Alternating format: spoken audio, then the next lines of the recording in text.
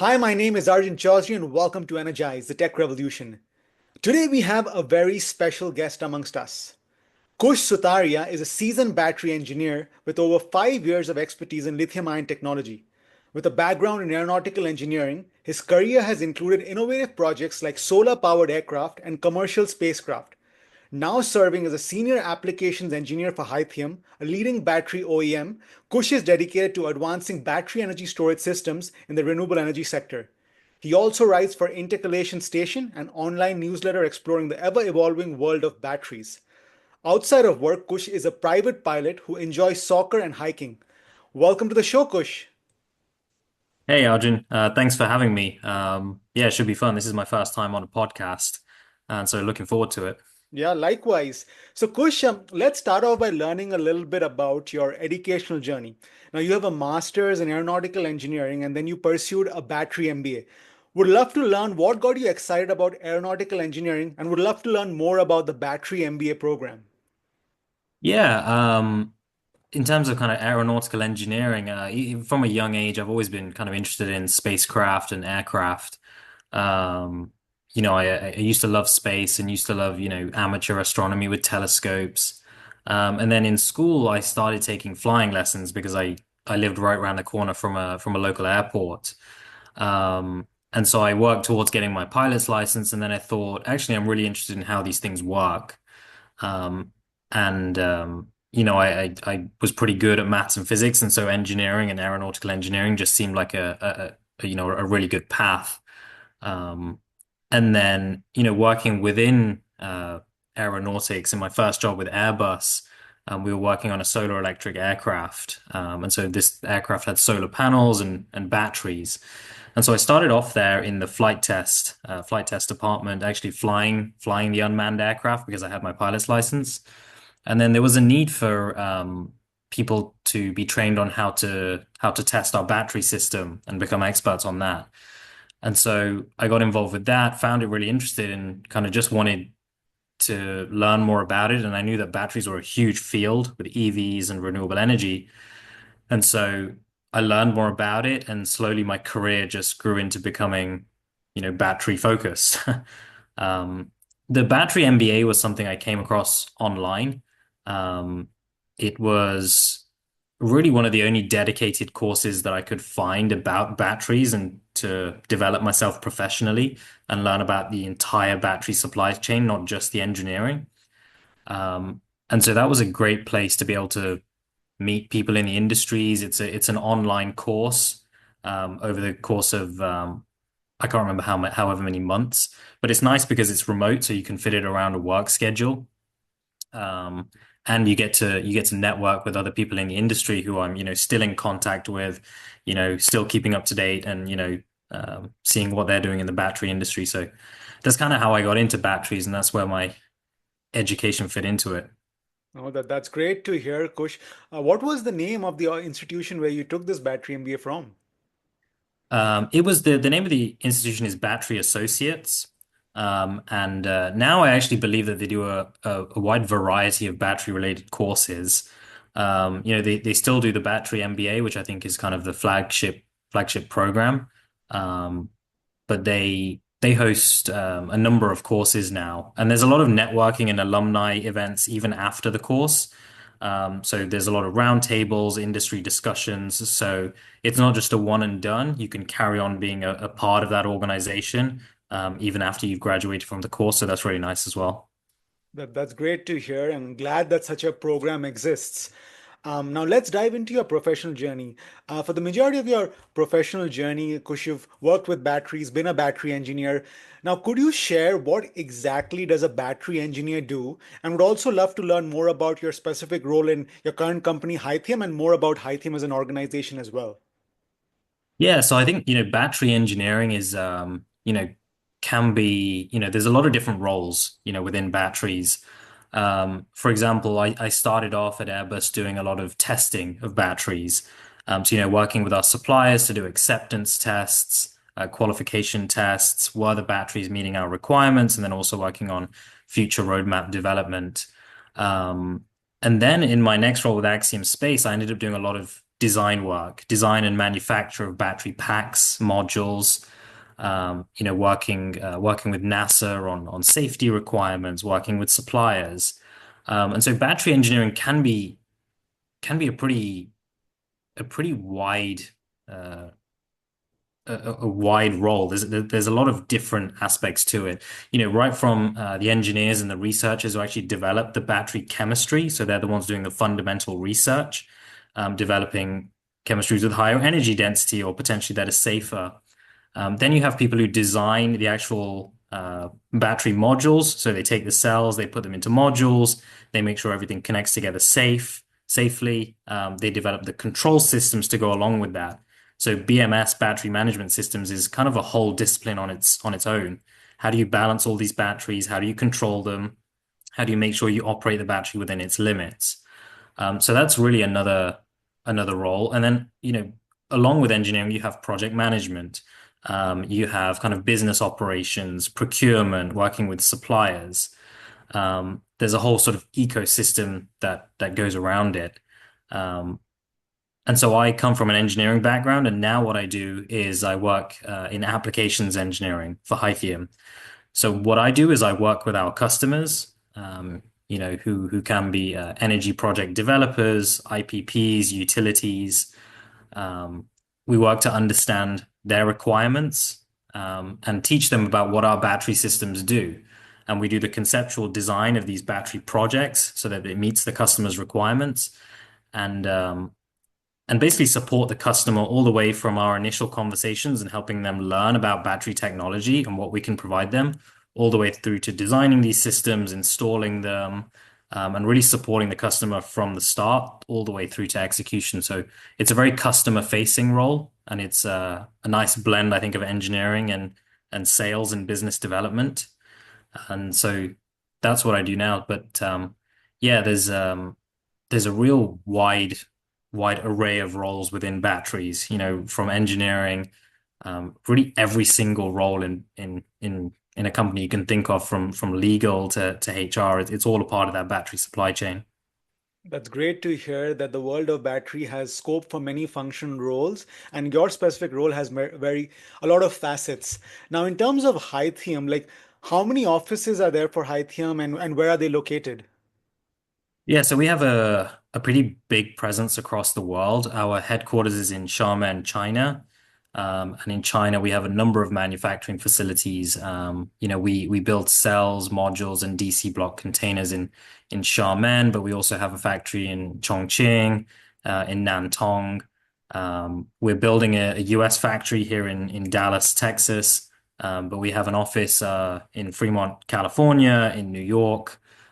We have offices in Europe, in Germany, pretty big presence in the Middle East as well. I think we just recently announced that we're going to be opening up a factory in Saudi Arabia as well. We're starting to do projects in Australia. So it's really a worldwide footprint. As more and more countries get involved in energy storage, we have to have a presence there. And so we have presence on all the real big regions. Great, great, Kush. Now let's dive a little bit more into the world of batteries. For the benefit of our viewers, could you describe what are the different types of battery energy storage systems that exist? Maybe like lithium-ion battery, redox flow. Would love to learn more on the different categories and why is it important. Yeah, so the vast majority of battery energy storage systems right now are based on lithium ion. And within that, most of them are based on what we call LFP, so lithium iron phosphate, which is a specific chemistry within the lithium ion family. So that's what the vast majority of energy storage projects right now are. And lithium ion is also what you'll find in electric vehicles. And LFP is becoming more and more common because there's less supply chain issues. It's a lower cost chemistry, and it's very safe as well in terms of thermal runaway and its propensity to cause a fire. Now, there's a variety of different energy storage technologies, not just in batteries. For example, you get a dam, for example, and hydroelectric is one form of energy storage. You get compressed air. You get thermal systems, which store energy and heat. Um, and each one has its own niche and exactly where it fits. Um, in terms of the batteries, not just lithium ion, we're seeing more flow batteries start to come online. And these are really tailored for more long duration storage. You're also getting sodium ion becoming more and more prevalent. Sodium ion's great because sodium is really prevalent. There's a lot of it. And so sodium ion batteries have the potential to be lower cost. They also have really great cycle life. They have high safety as well and great low temperature performance, um, at the cost of having slightly lower energy density than lithium ion. And so what we'll see now is that there's not going to be just one chemistry which solves every single application scenario. Um, within batteries, you're going to get sodium ion, which can help with potentially lower cost applications where price is more important. Flow batteries will be important for when really long duration storage is important. Obviously, lithium ion is probably going to have the lion's share for the foreseeable future. But even scenarios where batteries don't make sense, they'll be placed for hydroelectric, compressed air, geothermal. So there's going to be a real wide array of energy storage technologies. There's not just going to be one that dominates. That's great to hear that there's a whole host of technologies that will be available for use. Although lithium ion would have the lion's share, like you mentioned. So in terms of like a lithium ion battery, could you describe how exactly does it work? Yeah, so I mean, the structure of a lithium ion battery is, pretty simple inside. You have two electrodes, and you have the electrolyte within there, and so that's a liquid substance. And the anode and cathode are separated by what we call a separator. And inside there's basically a chemical reaction that occurs. To essentially store energy within the electrodes. I won't go too in detail into the actual chemical equations, but that's in general how any lithium-ion battery works. Now, the different chemistries differ in the composition of their electrodes and also their electrolyte, and that's how you can really tailor the performance of the cell. Um, and that's kind of the fundamental building block of a lithium-ion battery is you get one cell, so that's one unit. Um, and then whenever you want to build bigger energy storage systems, you can basically connect up all of these little cells. You can connect them up in series to increase the voltage, and then you can also increasing them in parallel to increase the capacity. And that's how we can build really big batteries. Um, but it's not just the cells. When it comes to energy storage, most of what you'll see is these big 20-foot containers full of batteries. But integrating into that, you have fire suppression systems. You have the BMS, which controls the cells, keeps them within their safe operating limits. You have liquid cooling systems that keep the cells in their optimum temperature range. And so it's really not just the cells. There's a whole host of other ancillary equipment that are built into these containers. Um, and so it's although the cell is kind of the fundamental thing that stores your energy in the chemistry, there's a lot of other engineering that goes into one of these energy storage systems. I see. Now, when these battery energy storage systems are on site, are they typically coupled with like solar PVs or wind turbines, or they are standalone units? We see both. We see a lot now of storage coupled with solar, but we also see a lot of standalone sites as well, and that can be for any variety of use cases. For example, peak shaving, or energy shifting. We're seeing a lot of uh, basically battery backup scenarios for data centers or hospitals, um, and so we see a lot of standalone, but also coupled with solar as well, mainly. Why is there less common applications of wind turbine coupling with battery energy storage systems? What's the reason for that? I think the main thing is that solar sites tend to have a very predictable output, right? So you know that that you're going to be producing a lot of solar during the day, and then during the night you're not producing any. And so there's a real need for batteries to fill that gap.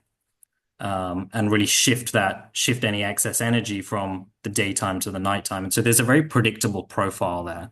With wind, you don't get as predictable of a profile because wind you can be generating really at any time of the day, and it's much more difficult to predict. So it's much more difficult to size a battery system that's economical, right? I think other aspects, also the price of solar has come down a lot. And so that makes it more of an attractive prospect for developers who are building these sites. And coupled with also a lot of tax incentives that you can get for building solar with storage. Um, I think building wind is just a more complex process in terms of finding sites which can do that. They take up a lot more space. There's a lot more engineering that goes into the turbines as well as EPC work. And so for those reasons, I think we see, at least what I'm seeing in the industry, is a lot more coupling with solar really than wind. In theory, although you can do it, and couple them with wind, it's just a much more financially attractive prospect, to build a solar site and then couple the storage with that. Totally, totally makes sense. Thanks so much, Kush.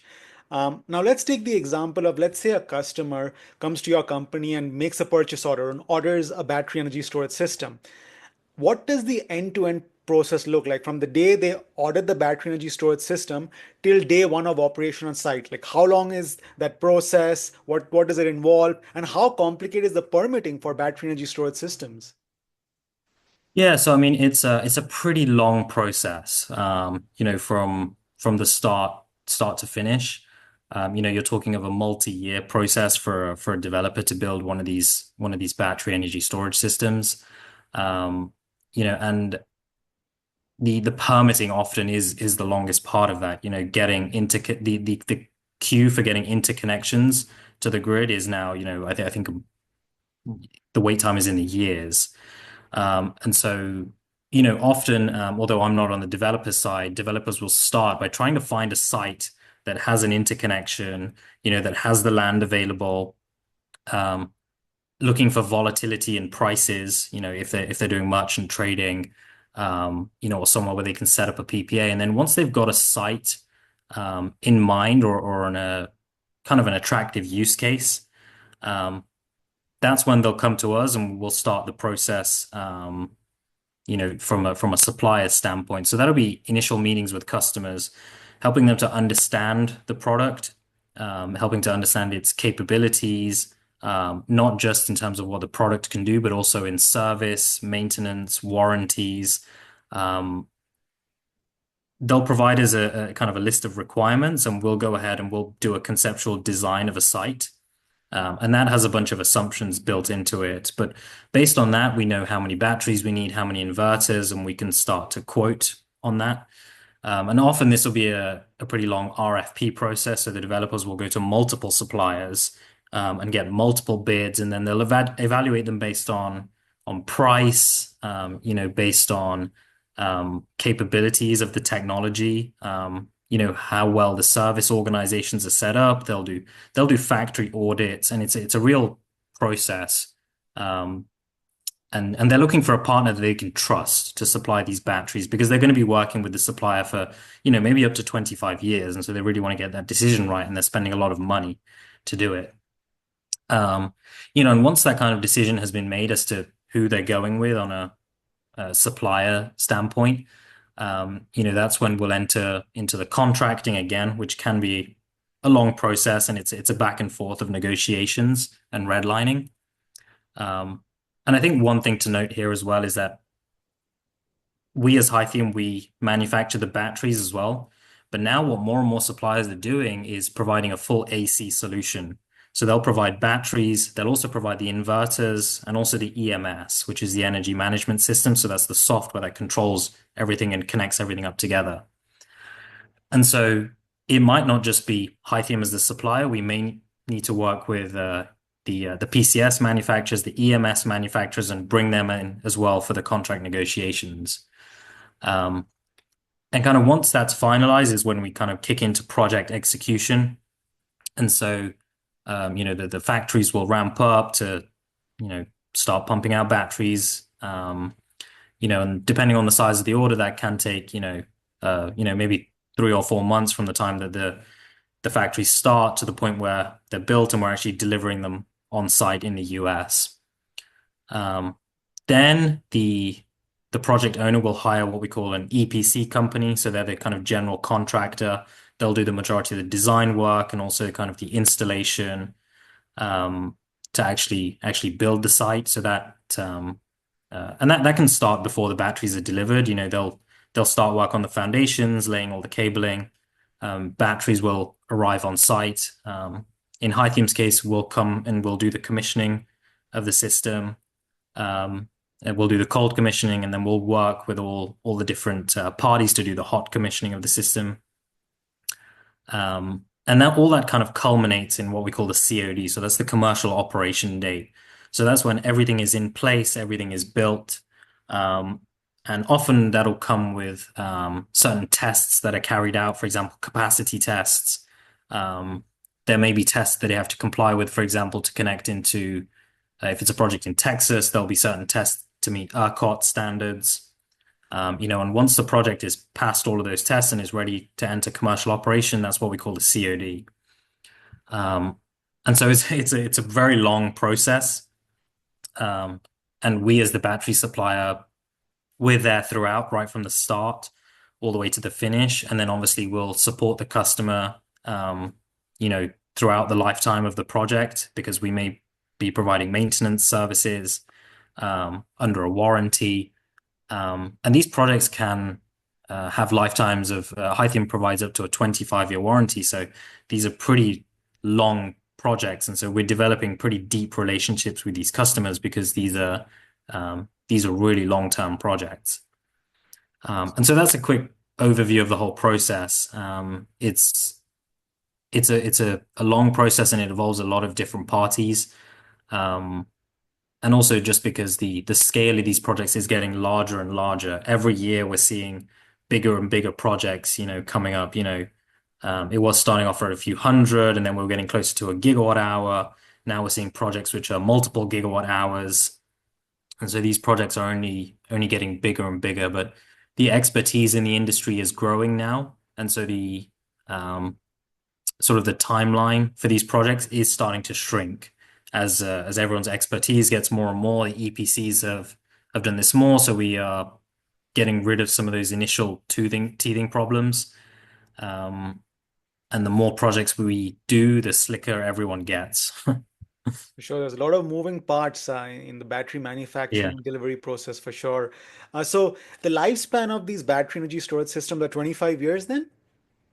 Lithium, provides up to a 25-year warranty. I think industry standard is about 20 years. Um, and so that's kind of where the majority of the projects lie.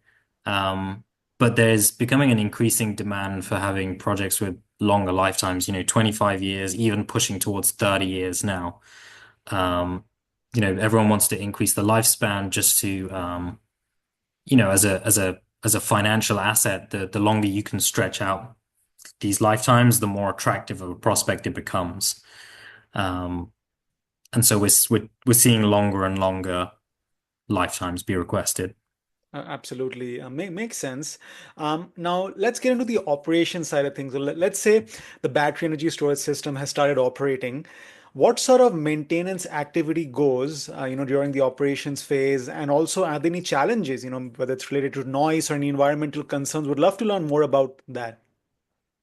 Yeah, I mean, typically you'll have a maintenance schedule in place, or sometimes what we call a PMP, a preventative maintenance plan. So, every 6 months, every year, every 3 year, there's certain maintenance that needs to occur.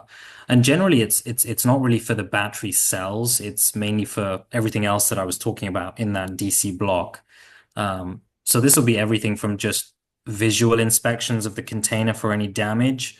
Especially if there's kind of like severe weather events, you'll want to do general inspections, but also everything to checking liquid cooling system pressures and coolant levels, replacing filters in the HVAC units,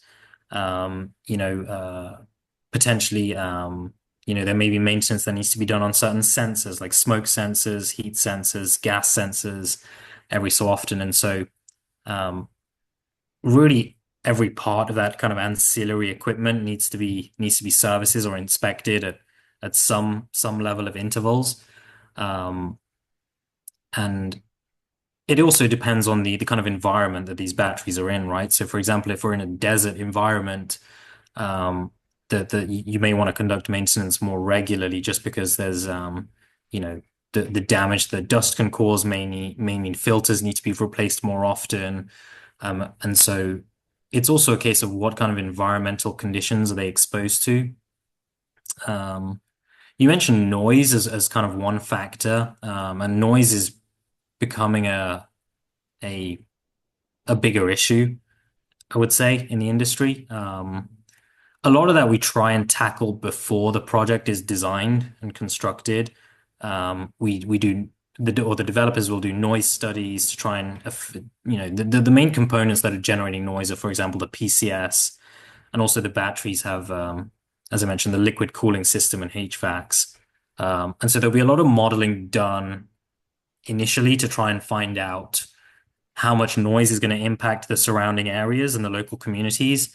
Um, and there's a lot of planning that goes in with the local communities to help them understand, um, or just make them comfortable with having a huge battery site in their community, and helping them understand that actually the risks might be a lot lower than they think.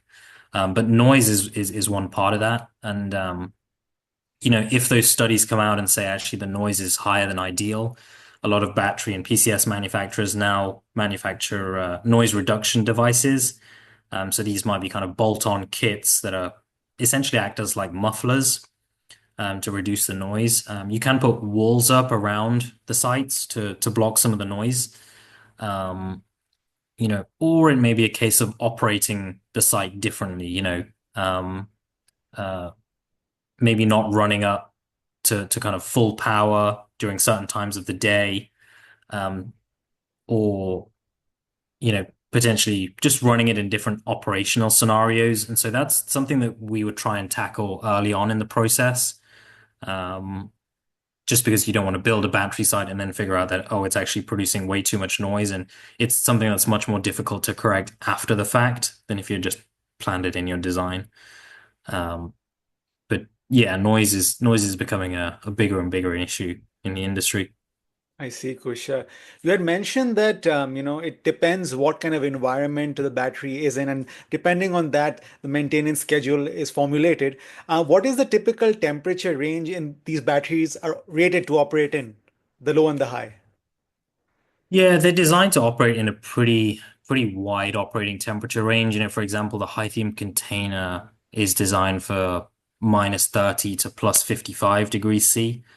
And so really that covers, you know, pretty much every geographical zone, on the planet, right? Um, and so, I can't really speak to competitors, but that's kind of the range that Hythium is looking at. And it's not just temperature as well. You got to make sure that you can operate across the full range of humidity. We want to make sure that the product is designed to withstand high seismic environments, high wind loads as well. If this is in an area that's perhaps prone to storms or prone to hurricanes. So it's not just the temperature. It's um, it's really a whole host of environmental conditions that we have to be able to withstand. And now we're seeing more projects, up in Canada or up in Alaska that require really low temperature ranges. We've had some customers and say, hey, we actually want to try and operate down to -40, -45. So we're looking at solutions for that. Um, and so these BESS generally have a really wide operating temperature range. Yeah, that's great to hear, Kush. Thank you.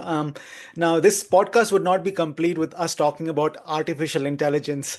How is AI being used in the battery energy storage system, whether it's in predictive maintenance, battery optimization? Would love to learn more about that.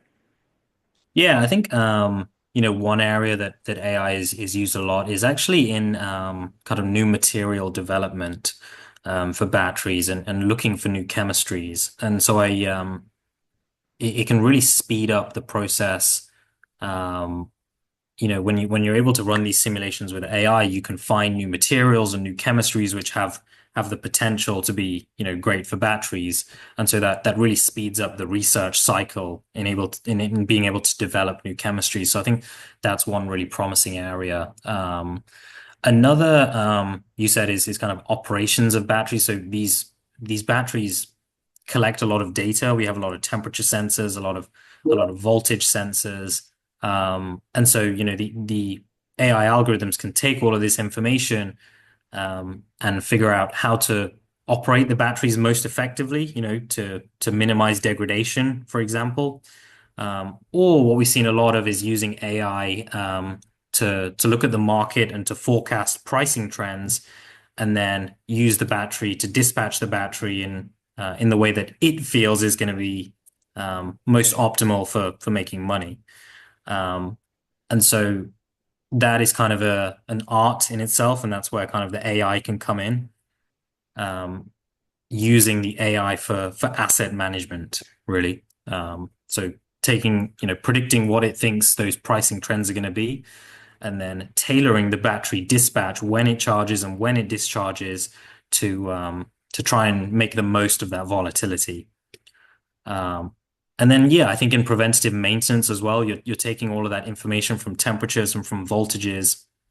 And even if the battery might be operating within its perfect temperature range, the AI may be able to pick up on subtle changes in behaviors of modules or cells in a case where it thinks that that module is going to be failing in the future. Um, and so, for example, that's something that we may not capture. If we just set upper and lower limits on the temperature, we only really know that it's a problem when it becomes a problem, right? And so the AI is really good at taking in huge amounts of that data, and taking in huge amounts of testing data as well to try and basically be used as an early warning system. For example, when it thinks a cell may have some kind of internal short, it might be a high internal resistance, and then we might want to take some action off that based on, maybe replacing a module, or operating the battery in a different way. And so I think those three aspects are key when it comes to batteries. And one thing I always think is that batteries are a kind of blend of science and art, in that they don't always behave in a super predictable way. And they're really sensitive to external conditions and how they're operated. And I think AI is a really great application for that when you've got huge amounts of data, and it's not just a clear mathematical equation as to how these batteries behave. For sure, and glad to hear that there are multiple use cases for AI in the battery energy storage system world. Now, once the battery lifespan is complete, whether it's 20, 25, or 30 years, how does disposing of these battery energy storage systems work? Are there environmental concerns associated with disposal of these systems? Yeah, there are. Now I think, lithium ion recycling is definitely possible, and there's a lot of companies out there that are set up to do that. And so right at the beginning phases now of developing these energy storage projects, one concern is how we're going to decommission the site, and what's the plan for that. Um, and I think the key to that is going to be recycling, in that we want to capture as much of that active material as possible. And I know that technically it's feasible. There's a lot of technical challenges, in the sense that there's a lot of different battery chemistries out there. There's different formats, different cells, different modules. And so one key thing is, how do you break down those modules to actually get down to the active materials and the raw materials? And that can be quite a manual process, just because every battery is different. And so breaking them down in a safe way ends up being a very, very manual process. Um, and also, the batteries come in at different states of health, different states of charge, um, not just on the technical side, but also I think financially right now, the one of the challenges with recycling is that there's just not enough volume of lithium ion being recycled to make it financially attractive. And so I know there's a lot of subsidies to help with recycling of batteries. And now I think when you look forward, when you look, maybe 5, 10 years in the future, as we start getting a lot of uh, EV EV cars coming to the end of their lifespan, as that volume of recycling goes up, I think that's when the economics will start to make a lot of sense. And so I think the key to it is recycling. We know that it's technically feasible and doable. And as we progress and as there become more lithium-ion batteries available to recycle, it will just become more financially attractive to recycle. Makes sense. Thanks so Yeah. much for sharing that, Kush. Now, early in our conversation, you had shared a few trends that were happening, like sodium ion will be coming in, flow batteries. Do you have anything more to share as far as the current research that's going on in batteries and any future trends in the battery world?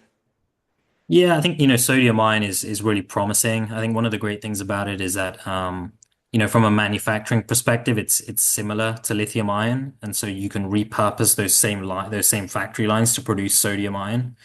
Um, and that's something that's great and it will help reduce risk as well for anyone who wants to buy these sodium ion systems. Um, there's a lot of talk around solid state batteries, and a lot of research going into it.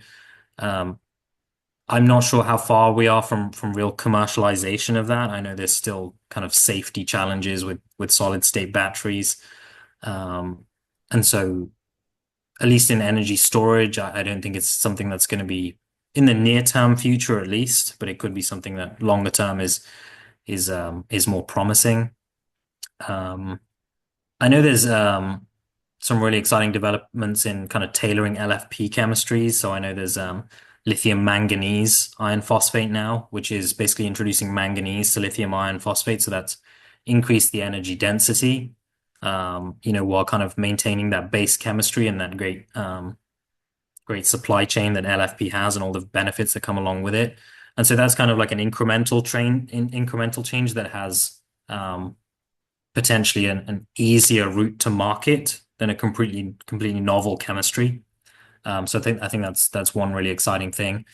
Um, I think silicon is becoming more and more prevalent for very high energy density applications.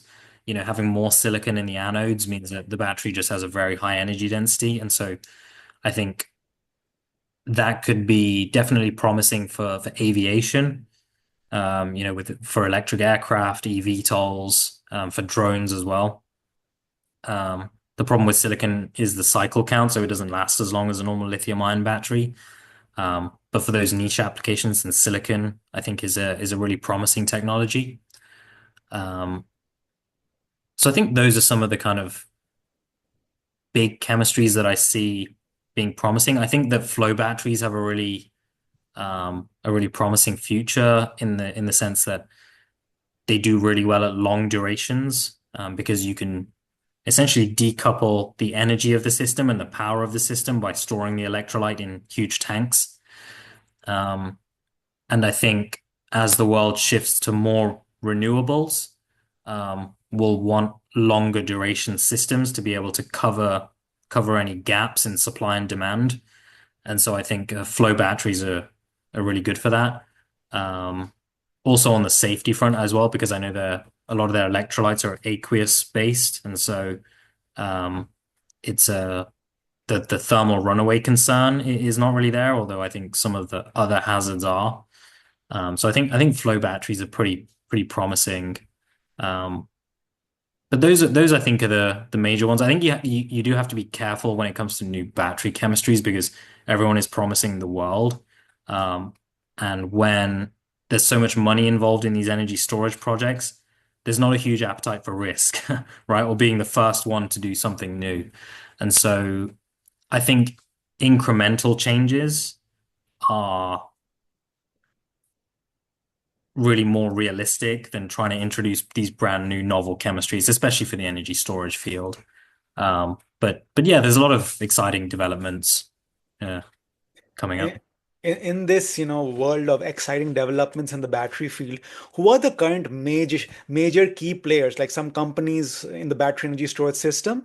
And what advice would you have for like a new company who's wanting to enter into this market? Yeah, I think at least in the US, the big players, apart from Lithium, obviously, so I'm slightly biased on that front, but we have a kind of growing US presence. Tesla obviously is a big one with their mega pack.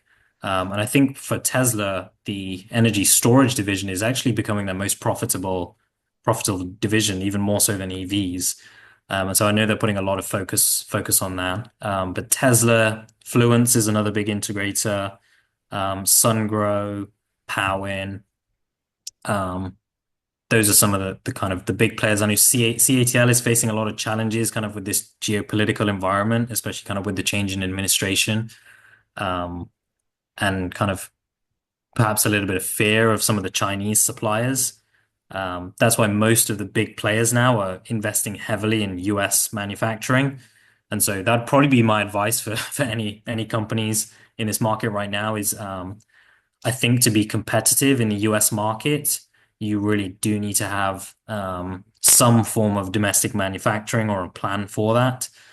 Um, just one because of, the political environment that we're in, but also to take advantage of some of the tax incentives as well, which really favor anyone with domestic content. Um, but I think it's a for companies to break into the market, it's as with anything in batteries, it requires a lot of capital. And it's a very difficult problem, right? Building batteries and selling them. And what we might see over the next few years is a lot of consolidation of those big players. Perhaps some falling away of those suppliers who are not as focused or can't really deliver on their promises. And so there'll be a lot of consolidation to those suppliers that can and have the resources behind them to be able to deliver on these huge projects. Thank you, Kush. Now, shifting our conversation towards a career standpoint. Now, you're such a seasoned battery subject matter expert. For somebody who's looking to pursue a career in batteries and become a subject matter expert, what sort of skills would you recommend they build upon? Any kind of certifications and any battery conferences that they should attend?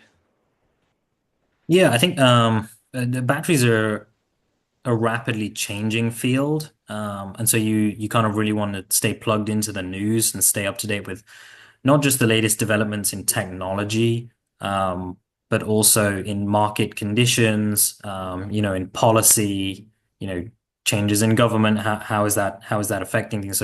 So trying to stay on top of that because it's such a rapidly changing industry.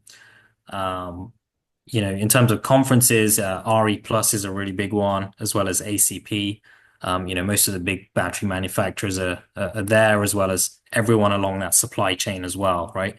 And there's usually some great talks there. And in terms of just kind of general ways to get in, I think there's really roles for whatever your background is, whether it's engineering or business operations or project management, there's a role in the battery industry for you. And I think a lot of people have come from renewables or oil and gas, and those skills are directly transferable, right? Um, there's a lot of resources to help get, the basics on batteries. One is a, a great book called the BESS book, the BESS book. And so that really covers everything from chemistry to who the big players are, through to terminology in the industry, how the contracting works. So that book, I think, is a really good place to start. And then, if you're looking for kind of more formal training or accreditation, the Battery MBA is a great place to go to. Um, and so, I think those are some of the key points. And I think the best way really is to just get in. Companies need people right now. The energy storage industry is growing like crazy. And so just getting in and getting experience in the industry is the best way, right? And just learning as you're doing it. Because to some extent, this industry is still pretty new and everyone is learning as we're doing it, although we're getting more experience. But it's not like oil and gas where you have decades and decades of experience and big companies doing this. So it's a great time right now because the industry is still young and everyone's still learning as you're doing it.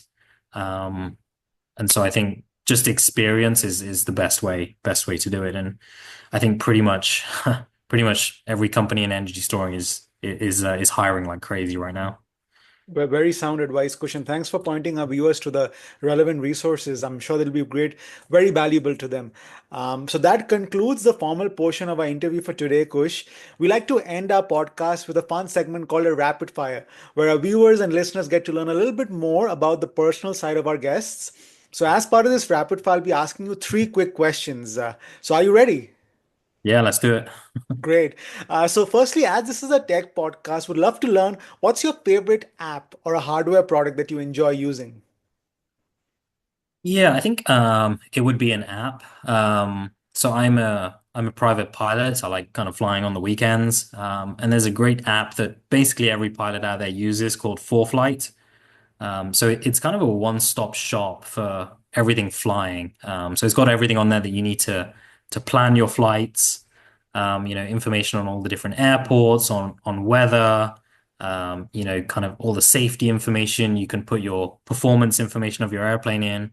Um, and then even when you're flying, it tracks your altitude, your speeds, and so afterwards you have a basically a complete logbook that I can go back and I can see I can see exactly how each flight went. Where did I go, and was my flying good or was it bad that day? Um, and They do a really good job actually of just keeping up to date and adding a whole host of great features. And now they've come out with a lot of hardware as well, which pairs really well with the software. So I would say that just because it's kind of just like a one-stop shop and has everything you need in there to help you plan your flights. Um, yeah. Great, great. Thank you. Secondly, what's been a book that you have read that has had a big impact on your life and why? Um, I would say there's a great book called the Boglehead's Guide to Investing. Um, it's kind of one of the first books I read on essentially managing money and finances. Um, and it provides just a really simple, really clear guide to investing. Um, and it's kind of served as the basis for how I plan my finances and how I look at investing. And so I think that's had a pretty a pretty good and tangible impact. It's a pretty easy read for anyone out there. Like it doesn't require you to have a finance degree or really complicated equations. It just breaks it down really simply. And so I think that book has probably had a big impact on me just because it kind of forms the basis for the way I look at money in general. Great. Kush. Now, lastly, do you have any final words of wisdom, perhaps a short story or a quote that you'd like to share with members of our audience? Um, yeah, I think yeah, when it comes to batteries, I think I always like the kind of idea that the batteries are kind of a blend of art and science, and I think you kind of have to look at it that way. So for anyone coming into the industry, it's maybe something to keep in mind. And it's I think one of the things that makes batteries so interesting, right, is that we don't know everything about them. Different batteries behave in different ways, and it's it requires not just a really sound kind of technical skill set, but also a little bit of creativity and a little bit of uh, being able to look at problems in different ways. And kind of one bit of advice I would give as well is anyone interested in this industry is if you ever get a chance to go to one of these gigafactories and see how batteries are actually built, it's a real eye opener.